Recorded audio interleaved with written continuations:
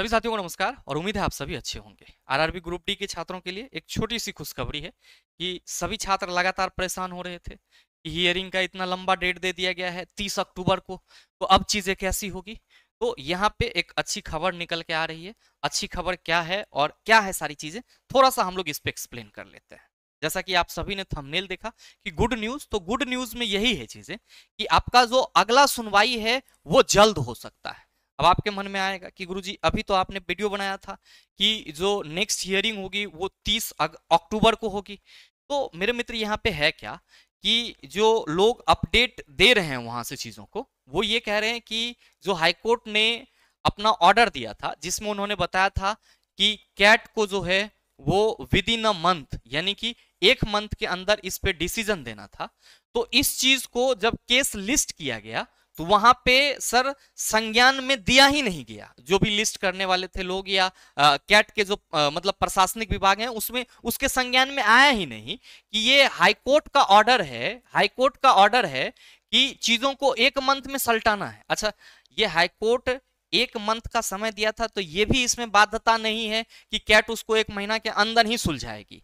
संभव है कि उसमें वो अपना कैट अपने हिसाब से चीजों को देख करके और एक महीना 30 दिन 40 दिन 45 दिन लेकर के अपना फैसला दे देती। लेकिन इसके उलट क्या हुआ कि आपको जो अभी रिसेंटली डेट देखने को मिली वो 30 अक्टूबर को देखने को मिली। अब क्या होता है मामला यहाँ पे समझो। क्यों लिखा मैंने कि आपका जो नेक्स्ट हियरिंग है वो जल्द हो जाएगा, इसलिए कि जब किसी केस की इंपॉर्टेंस होती है, महत्व होती है और उससे एक बहुत बड़ा वर्ग प्रभावित हो रहा होता है, तो सर ये एक संवैधानिक प्रक्रिया है कि अर्ली हियरिंग का जो एप्लीकेशन है वो आप लगा सकते हैं कोर्ट के समक्ष कि हमारे साथ ऐसी समस्याएं हैं और इससे इतना बड़ा वर्ग जो है वो प्रभावित हो रहा है, इतने छात्र प्रभावित हो रहे हैं, तो कहीं ना कहीं इनके भविष्य को देखते हुए जो सुनवाई तय की गई है 30 अक्टूबर 2025 को, इसमें सर थोड़ा सा परिवर्तन किया जाए और इसको क्या कर दिया जाए, तो जल्द मतलब आप कह सकते हो कि सुनवाई कर लिया जाए, इस पे जल्द इस पे सुनवाई कर लिया जाए।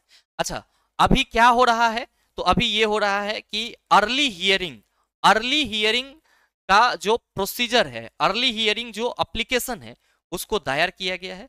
और अर्ली हियरिंग एप्लीकेशन लगाने से ये क्या होता है कि अगर कैट ने इसको एक्सेप्ट कर लिया तो आपका जो नेक्स्ट हियरिंग है वो 10 से 15 दिन के अंदर आपको देखने को मिल जाएगी। अब 10 से 15 दिन में अगर आपका अगली हियरिंग हो जाता है, मतलब कह सकते हो कि सुनवाई हो जाता है, क्योंकि ये संभावनाएं हैं और ऐसा होता है कि अगर किसी केस की इंपॉर्टेंस होती है तो आप वहां पे अगर कोर्ट के समक्ष ये रखते हैं कि हाँ इसका इंपॉर्टेंस है, हमारे साथ जरूरी है, हम इसको पहले करना चाहते हैं, दोनों पक्ष तैयार हैं, तो वहां पे अर्ली हियरिंग की जो एप्लीकेशन है उसको एक्सेप्ट किया जाता है और फिर जो आगे की प्रक्रिया उसको शुरू किया जाता है। ये आपका नेक्स्ट हियरिंग जो है एप्लीकेशन दायर कर दिया है तो नेक्स्ट हियरिंग आपका जल्द हो जाएगा। अब ऐसे में एक सबसे बड़ा सवाल कि फैसला किसके पक्ष में आएगा, क्योंकि बहुत सारे छात्र अलग अलग तरीके से परेशान हैं कि गुरुजी 10th ITI 10 प्लस ITI क्या होगा इसमें। तो मेरे मित्र आप सभी ये थोड़ा सा समझो कि ये कोई नॉमिनल चीज नहीं है। अगर नॉमिनल चीज होता तो पहली सुनवाई में ही आपके सामने डिसीजन आ जाता कि हम यही करेंगे।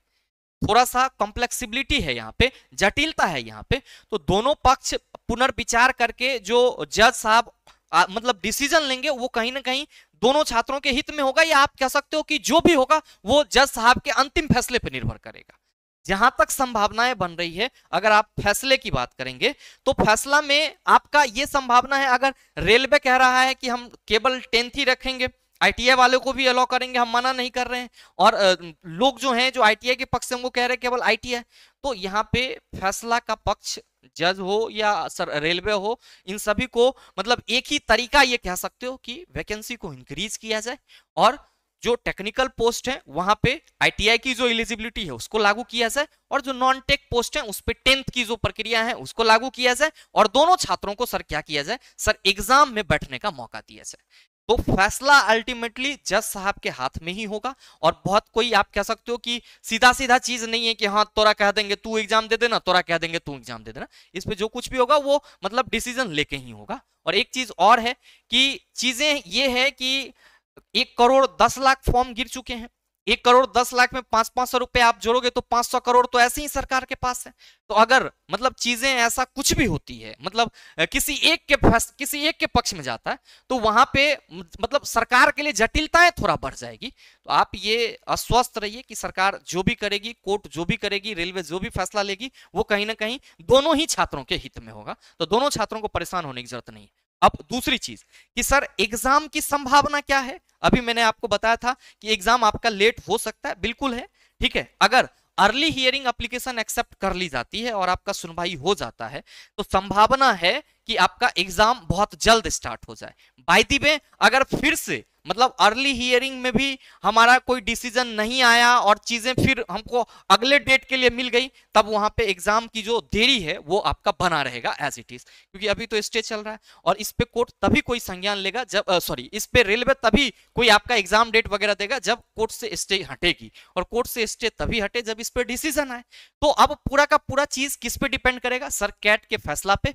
तो आप ये मान के चल सकते हो कि अगर अर्ली हियरिंग में आपको डिसीजन आ जाता है तो आपको एग्जाम डेट भी जल्द देखने को मिल जाएगा, क्योंकि रेलवे पूरी तरीके से फ्री है। जैसे ही इससे स्टे हटेगा, रेलवे नोटिस दे देगा, और 30 से 45 दिन जो मोटा मोटी आप लेकर के चल रहे हो कि सर नवंबर दिसंबर तक एग्जाम स्टार्ट होगी, तो ये आप कंफर्म रहिए, उस हिसाब से आप अपने सर तैयारी में लगे रहिए।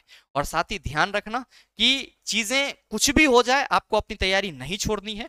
और मेरे मित्र, आप सभी की जानकारी के लिए बताना चाहूंगा कि ग्रुप डी पीवाईक्यू का मैं लगातार डिस्कशन आप सबों को यूट्यूब पे करा ही रहा हूं। आप चाहते हैं सर जो आपका बचा हुआ समय, उस समय का यूटिलाइजेशन करके सर हम और अच्छा करें, हम एनसीईआरटी लाइन बाय लाइन पढ़ें, पूरा एकदम ए टू जेड सिलेबस करें, तो सर टीचर्स डे के उपलक्ष्य में sir the logical science application पे जो भी बैचेज हैं, ऑल बैचेज, चाहे वो टेक्निकल कैटेगरी का हो, एएलपी सीबीटी 2 के basic science, fitter, diesel, trade, जो भी है आपके बैच, चाहे वो आपका NCERT 9th and 10th master solution batch हो या फिर आपका मिशन 2025 बैच हो, सभी बैचेज पे सर 200 रुपए तक की छूट अवेलेबल है आप सबों के लिए। ये जो छूट है आपको 5 सितंबर से 7 सितंबर 12 बजे रात्रि तक आप सबों के लिए उपलब्ध रहेगा। ये बैच आपको द लॉजिकल साइंस एप्लीकेशन पे मिल जाएगा, जिसको आप गूगल प्ले स्टोर से डाउनलोड कर सकते हैं। बैच से संबंधित किसी भी तरह की जानकारी के लिए आप इस दिए गए नंबर पे कॉल या व्हाट्सएप कर सकते हैं। बहरहाल उम्मीद करते हैं कि आपके मन में जो उथल पुथल मच रही थी, वो इस छोटी सी खुशखबरी से थोड़ा सा राहत मिला होगा आपको। बाकी मिलते हैं फिर अगले सेशन में, तब तक के लिए best of luck, thank you, have a nice day.